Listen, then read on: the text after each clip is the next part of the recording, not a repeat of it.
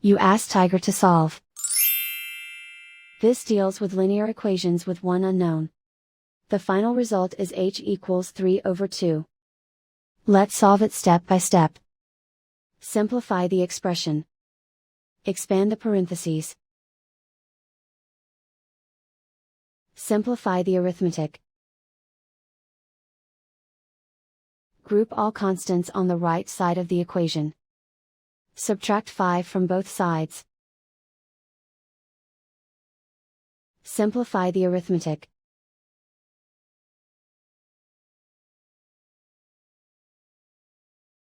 Isolate the h. Divide both sides by -4. Cancel out the negatives. Simplify the fraction. Cancel out the negatives. Find the greatest common factor of the numerator and denominator. Factor out and cancel the greatest common factor. And so the final result is h equals 3/2.